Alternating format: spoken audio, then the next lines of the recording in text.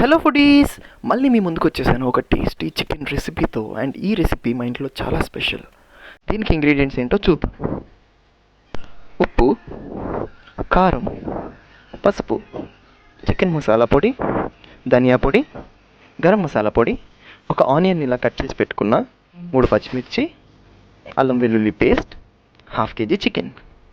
ఫస్ట్గా చికెన్ని మ్యారినేట్ చేయాలి కాబట్టి చికెన్ ఇలా ఒకసారి కడిగి పెట్టుకున్న తర్వాత తగినంత ఉప్పు వేసుకోవాలి అందులో. ఇప్పుడు కారం, మీకు స్పైసీ కొంచెం ఎక్కువ కావాలి అంటే కొంచెం ఎక్కువ వేసుకున్నా పర్వాలేదండి. 1 టేబుల్ స్పూన్ పసుపు,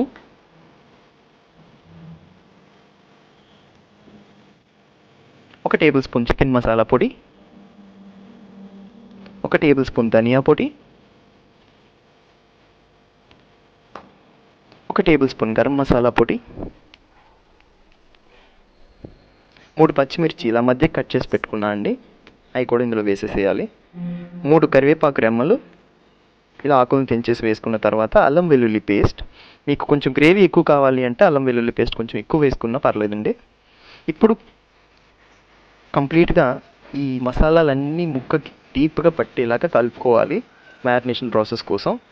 మీరు ఎంత గట్టిగా ముక్కను పట్టి కలుపుతారో మీకు అంత డీప్గా మసాలా అనేది వెళ్ళడం వల్ల ముక్క అనేది ప్రతి పీసు కూడా జ్యూసీగా ఉంటుంది. ఇప్పుడు మ్యారినేషన్ ప్రాసెస్ కోసం ఫ్రిడ్జ్లో ఒక 1 అవర్ పెట్టుకోవాలండి. 1 అవర్ తర్వాత ఇలా స్టవ్ వెలిగించుకొని ఫ్రిడ్జ్లో మ్యారినేట్ చేసి పెట్టుకున్న చికెన్ ఇలా స్టవ్ మీద పెట్టి మీడియం ఫ్లేమ్లో అటు ఇటు కలుపుతూ కంప్లీట్గా ఇలా కింద నుంచి కలపాలండి ప్రతి ముక్క కూడా. సో ఇలా మీడియం ఫ్లేమ్లో కలుపుకోవడం వల్ల ఏంటవుతుంది అంటే ఈ మసాలా అనేది ఏదైతే ఉందో అది ప్రతి పీస్కి కూడా డీప్గా వెళ్ళడం అనేది జరుగుతుంది. సో ఒక 5 మినిట్స్ తర్వాత ఇలా అవుతుందండి. అండ్ చికెన్లో వాటర్ కూడా కంప్లీట్గా బయటకు వచ్చేసేయాలి.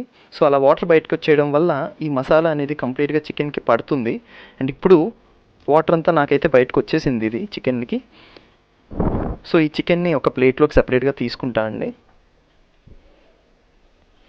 ఇలా చికెన్ ఒక ప్లేట్లోకి తీసుకున్న తర్వాత అదే ప్యాన్ మళ్ళీ స్టవ్ మీద పెట్టి మీడియం ఫ్లేమ్లో కొంచెం ఆయిల్ వేసి 1 టేబుల్ స్పూన్ ఆయిల్ వేస్తే సరిపోతుందండి.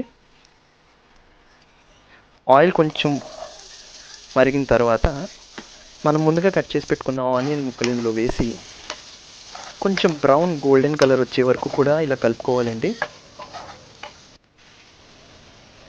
నాకైతే ఇలా బ్రౌన్ కలర్ వచ్చేసాయండి. ఇప్పుడు మనం పక్కన ప్లేట్లో తీసి పెట్టుకున్న చికెన్ని ఇందులో ఇలా వేసేసుకోవాలన్నమాట.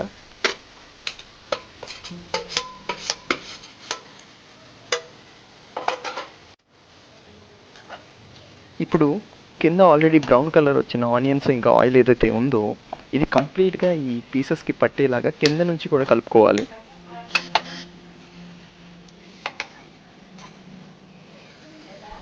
ఇలా కంప్లీట్గా కలుపుకున్న తర్వాత మీడియం ఫ్లేమ్లోనే కలుపుకుంటే మనకి కంప్లీట్గా ఈ మసాలా అనేది కొంచెం పీస్కి పడుతుంది. ఇప్పుడు మనం కట్ చేసి పెట్టుకున్న టొమాటోని ఇందులో వేసుకోవాలి.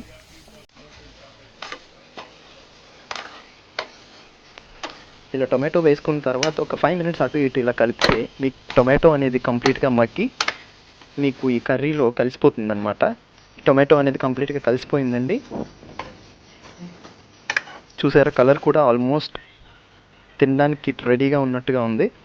ఇప్పుడు ఇందులో కొంచెం వాటర్ పోసుకోవాలి. మీకు కొంచెం గ్రేవీ ఎక్కువ కావాలి అంటే వాటర్ కొంచెం ఎక్కువ వేసుకోవచ్చండి. లేదు అంటే మీకు కావాల్సినంత తక్కువ వేసుకున్నా పర్వాలేదు. ఇలా వాటర్ వేసుకున్న తర్వాత బాగా కలుపుకోవాలండి కర్రీ మొత్తం. ఇదంతా మీడియం ఫ్లేమ్లోనే చేస్తూ ఉండాలండి.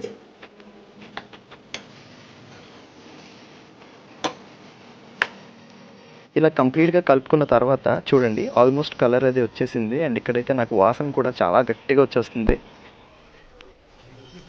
సో ఇలా ప్లేట్ పెట్టిన తర్వాత ఒక 5 మినిట్స్ తర్వాత మూత తెరిచి చూస్తే ఆల్మోస్ట్ నా కర్రీ రెడీ అయిపోయింది. ఒక్కసారి ఇలా కలుపుకున్న తర్వాత చూడండి నా మసాలా అనేది ప్రతి పీస్కి పట్టింది గట్టిగా.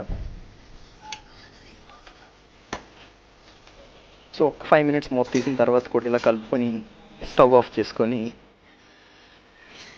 సర్వింగ్ బౌల్లోకి తీసుకుంటే యమ్మీ టేస్టీ.